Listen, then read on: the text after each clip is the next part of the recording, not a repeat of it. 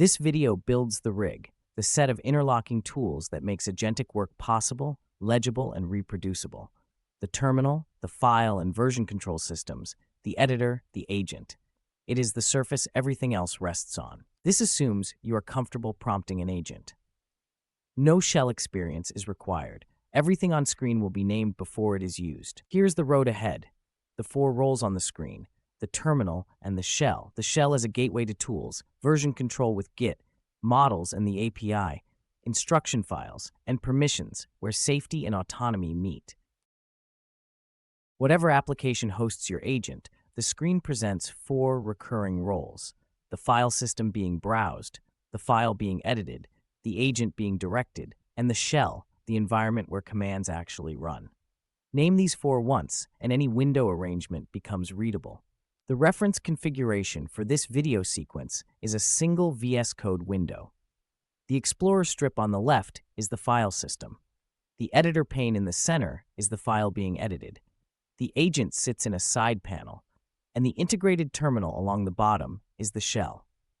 The look of an integrated development environment can be customized and changed, yet understanding these basic components is essential. Swap the editor for a desktop app, and the same 4 roles simply relocate. The file browser plays the file system. The agent lives in its own window, like a Claude or Codex app. A terminal application is the shell, and the file being edited has no fixed pane. Files open in whatever application owns them. For instance, a docx file opens in Microsoft Word. The lesson is the invariance. The roles are the constant. The window arrangement is a matter of preference. If your screen ever drifts into confusion, find the 4 roles again, and the layout sorts itself out. The terminal is a text interface to the operating system, and the shell is the program running inside it that interprets commands. That description undersells it. Beyond interpreting what a person types, the shell is the layer that composes programs. It launches them, wires one program's output into another's input, and mediates their access to files and processes. That puts the shell at the intersection of human and machine, a single grammar shared by people, by programs driving one another, and now by agents. Agents invoke tools by running shell commands, and the agent builder inspects outputs, launches processes, and manages files through the same interface. A handful of commands handles the vast majority of interactions, listing files, changing directories, printing a file, making a folder, copying, moving, deleting. The same commands work across operating systems, and small steps, with careful attention to error messages, beat long pipelines composed until they happen to work. Learning these commands is no longer only about typing them. As an agent takes over execution, your contact with the shell shifts from issuing a command to adjudicating one. A constrained local agent that proposes to delete a file or push code pauses for approval before it acts. Recognizing what a proposed command will do is now a safety skill. It is what lets you allow the innocuous and refuse the consequential. The shell, then, is more than a place to type.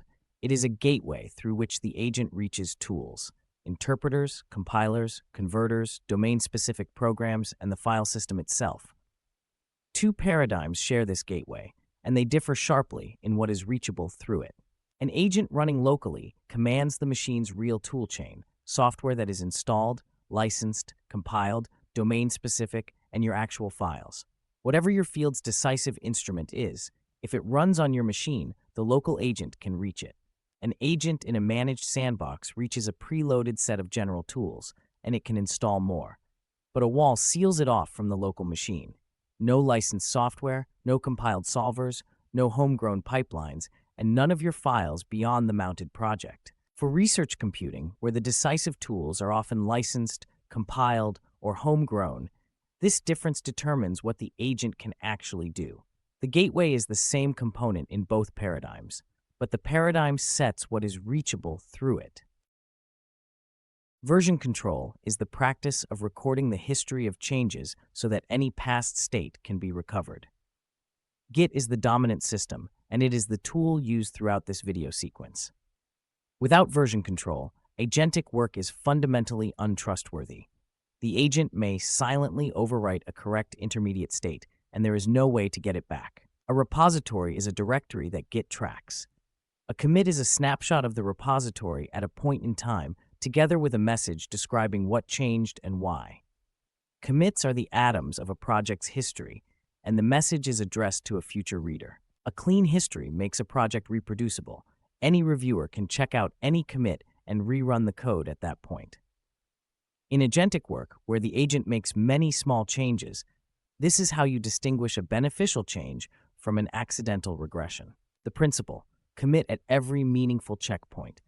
After loading data, after a passing test, after a model first scores correctly. Each commit should be a state the project can return to. A single commit that contains all work since the beginning is not a history, it is a backup. A remote repository is a copy hosted on a server. Pushing to it provides an off-machine backup and makes work shareable. The standard here is plain. Work lives in a versioned repository that can be cloned and run from scratch on a clean machine. If it cannot, it is not reproducible. An agent requires a model, a function that maps a context to an action. Here, the model is a large language model accessed through an application programming interface, or API. The model itself runs on the provider's servers. You interact with it by sending requests carrying the context and receiving responses carrying the model's output. Access requires an API key, a credential that authenticates the request and ties usage to a billing account. The key belongs in an environment variable, never in source code. A key committed to version control is a security incident. Providers offer model families at different capability and cost tiers, and 4 dimensions matter for agentic work. The context window, how much the model can read in one call. Tool use quality, how reliably it calls the right tool with the right arguments. Instruction following, how precisely it honors constraints. And cost, priced per token, which a long run with many calls can multiply quickly. The API also imposes rate limits, caps on tokens or requests per unit time. A workflow that fires many parallel calls will hit them, and a well-built agent handles the resulting errors gracefully with retries and backoff. A system prompt is the permanent instruction the model reads before every message, the agent's role, constraints, tools, and norms. The system prompt is to an agent what source code is to a program. It defines behavior. In practice, the system prompt is assembled from a hierarchy of instruction files, a global user-level file, a project-level file, and optionally directory-level overrides. Each layer narrows or extends the one above it. The right mental model for the instruction file is a succinct index of the project, an information map with directions, not a copy of everything. It compresses files, conventions, and past decisions into a short, dense summary that tells the agent where to look and what patterns to expect. The agent then opens the specific files it needs, on demand, rather than ingesting the repository. Per token of context consumed, a good instruction file buys far more correct decisions than raw source ever could. One more piece. A session is a conversation with persistent context. Between sessions, the context resets. The instruction file is what compensates. It provides the invariant context the agent needs regardless of when the session starts, which is why maintaining it as the project evolves pays for itself. An agent that can execute commands, write files, and call external services has a significant blast radius. A mistaken tool call can delete data, post to an external service, or commit incorrect changes. Permissions constrain what the agent may do without explicit confirmation. The model is layered. Allow listed operations run without prompting, typically read-only actions. Permissioned operations require approval for each invocation, writes, shell commands, network calls. And forbidden operations the agent cannot perform at all, regardless of what it is asked. The principle is least privilege. Grant permissions adequate to the task and no more. Broad permissions make dangerous mistakes easier. Narrow permissions make dangerous mistakes auditable. Requiring approval for every write is slower but safer than allowing all writes silently. There is a catch. Per-action approval is only a real control while the human still reads each prompt. One engineering account reports an approval rate on the order of 9 in 10. Approved by reflex, the safeguard decays into a rubber stamp. That motivates a second structural realization of least privilege, an operating system-level sandbox. The agent gets autonomy inside a fixed perimeter, file system confinement, plus a network allow list, enforced by the operating system rather than by a prompt each time. The durable idea. Autonomy and safety are set by where the boundary is drawn, not by how many prompts a tiring human answers. Permissions bound what the agent may do. They do not control what asks it to act. Everything the agent takes in, a tool result, a fetched web page, a retrieved passage, arrives in the context as ordinary text, and the model cannot reliably tell your instructions from instructions embedded in that text.